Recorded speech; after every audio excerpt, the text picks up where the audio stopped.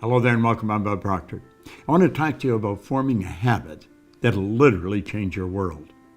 I formed this habit a long time ago, and I'm going to tell you, my world changed like night and day. Work for me, it'll work for you. But before we get into it, I want you to come back in history with me to September the 12th, 1962. For the eyes of the world now look into space, to the moon, and to the planets beyond. Our leadership in science and industry, our hopes for peace and security, our obligations to ourselves as well as others, all require us to make this effort, to solve these mysteries, to solve them for the good of all men. There is no strife, no prejudice, no national conflict in outer space as yet. Its hazards are hostile to us all. Its conquest deserves the best of all mankind. We choose to go to the moon. We choose to go to the moon.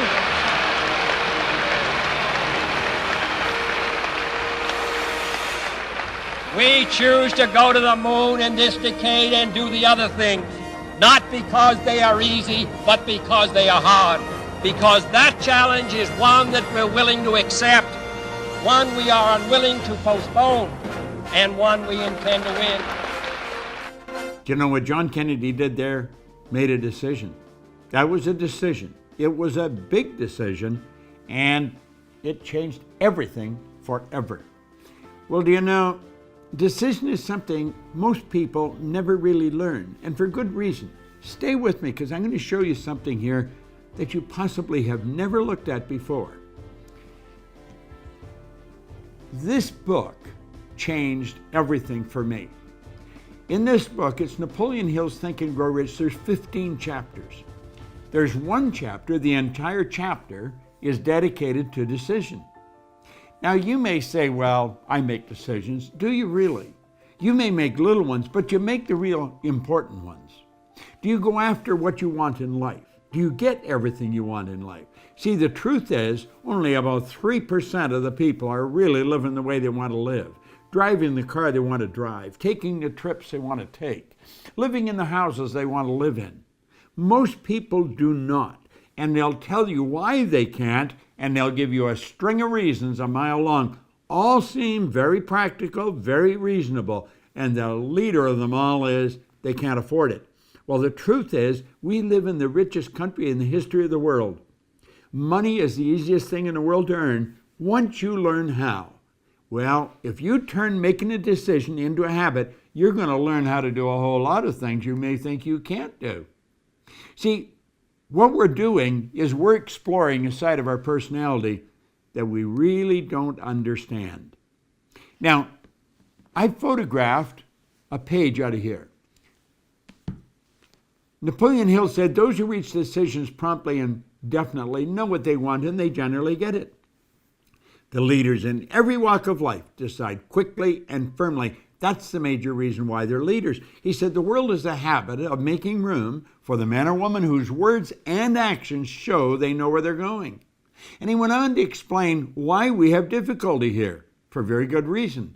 Indecision is a habit, which usually begins in youth. The habit takes on permanency as the youth goes through grade school, high school, and eventually through college without any definite purpose. The major weakness of all educational systems is they neither teach nor encourage the habit of definite decision. Now, why is that? Well, the truth is, most people really don't know. We're dealing with a side of our personality that most people do not understand.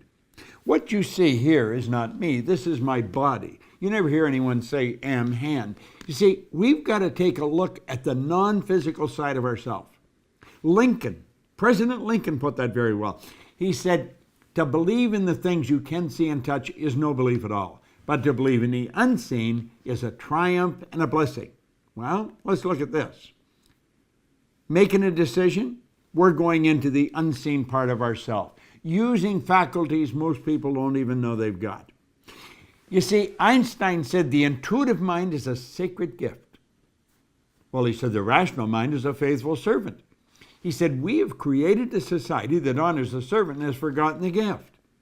What is a servant? Well, there it is there. It's our sensory factors. We can see, hear, smell, taste, touch. What are they for? They're to help us correspond and communicate with our outside world. But you know that the physical world is nothing but the manifestation of the non-physical world. That's right.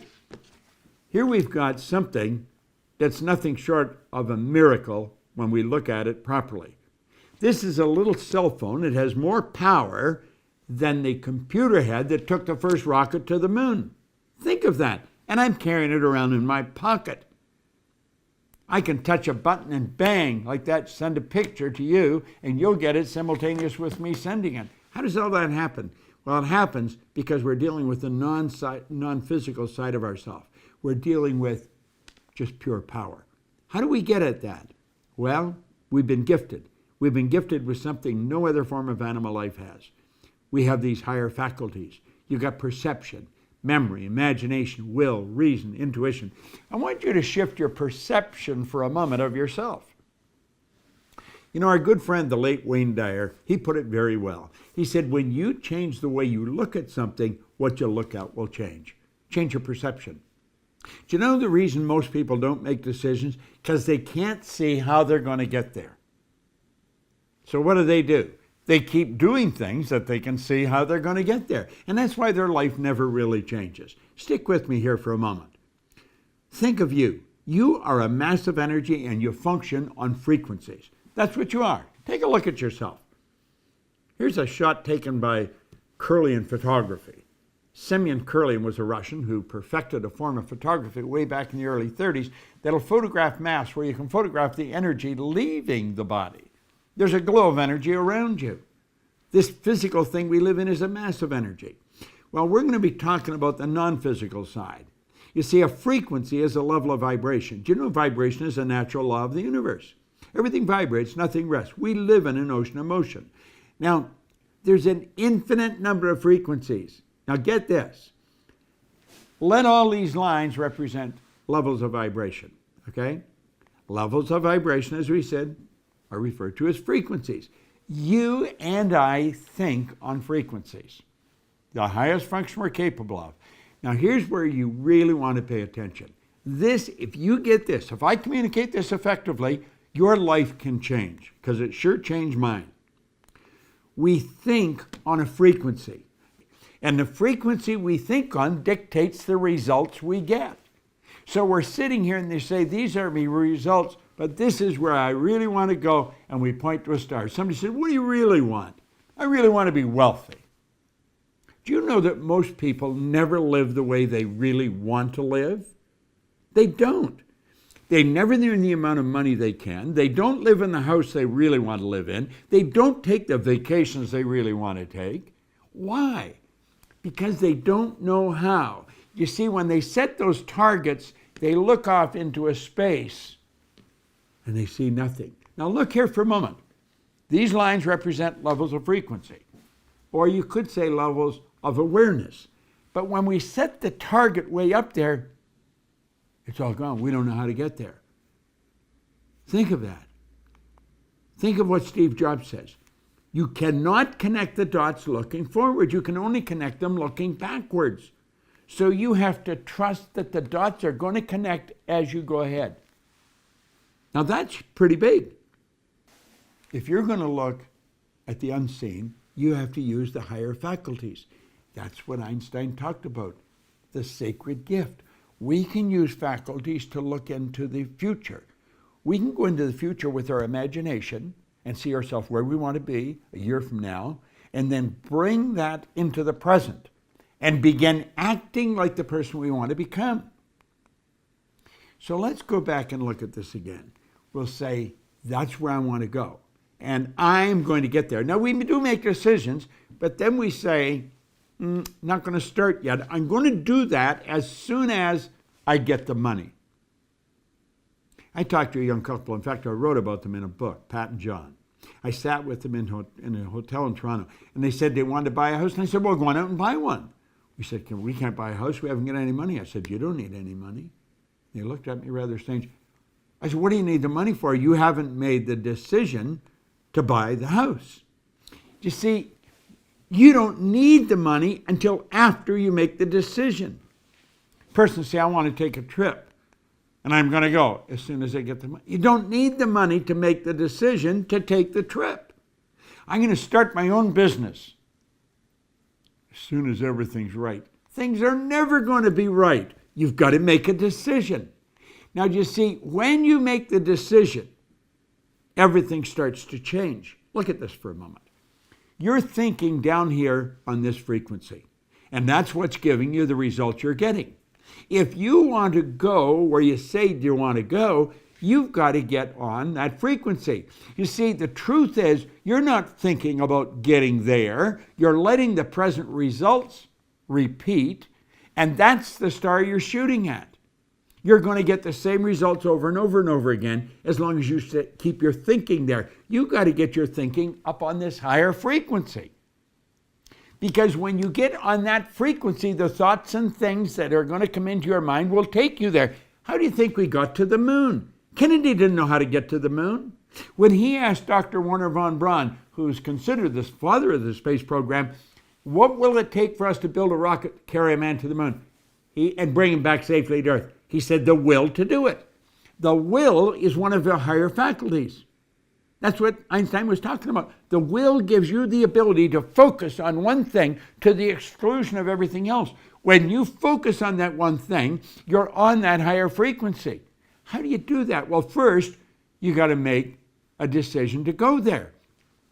You see, your mind and thoughts must be focused on the same frequency as your goal. How do we do that? We make a committed decision. That's where I'm going. And when you make the committed decision, that's irrevocable. You cannot go back. You shut the past off. You begin thinking on this higher frequency, and you think and act like the person you want to become. Does it sound preposterous? That's what the Wright brothers did, and they introduced us to a new kingdom. That's what Sir Edmund Hillary did. I had the good fortune of working with him. He was a beekeeper from Auckland, New Zealand. He was the first person to ever climb Mount Everest. He didn't know how to get to the top of that mountain until after he got there. He trusted in the image that he held in his mind. You got to trust in the image you hold in your mind. You got to think like the person you want to become. It takes a decision to get up on that higher frequency. And the second you make the decision, everything starts to happen. Now, you got to believe you can do it. The moment your belief matches with any state, the higher frequency is the state. The moment your belief matches with any frequency, you fuse with it, and this union results in the activation, the projection of the plots and plans and conditions and circumstances. Things start to happen. Think about it. You're going to a dance, you need the new dress. You make a decision, you don't know where the money's coming from, but you've got to have the dress. You get the dress. You want that car, you make it as, you get the money, you get the car. The moment your belief matches with any state, you fuse with it. And this union results in everything that happens. Now look at this new state of conscious awareness becomes your home from which you view the world. You're operating on a different frequency. Don't expect a lot of support from the people around you. They don't know what you're doing. They probably think you've gone a little crazy. But listen, in your workshop, and if you're observant, you're going to see your outer reality shaping itself upon the model of your imagination. Do you want to know the beautiful truth? This works like unadulterated magic. It does. Is what all our Proctor Gallagher Institute programs deal with. I want you to control the flow. There's thought energy flowing to and through you. It's flowing freely to and through you. Make certain it proves everything that it connects with. You've got all of this power locked up within you. Utilize it. Go after what you want. Quit going after things you already know how to get. There's no real gain in that. Don't compromise. Go after what you want. It's not that easy, but I'm going to tell you something. It sure is worthwhile. Turn decision-making into a habit. And when you do that, everything changes. See, I didn't go back to school, no formal education. I didn't gain any business experience. I made a decision and bang, away I went. And everything started to fall into place. I opened offices in different countries, in different cities. Earned all kinds of money. I had money coming to me while I was sleeping, and so can you. In fact, you turn this into a decision, you can earn more money when you're sleeping than you'll spend when you're awake. Decision. It'll change your world.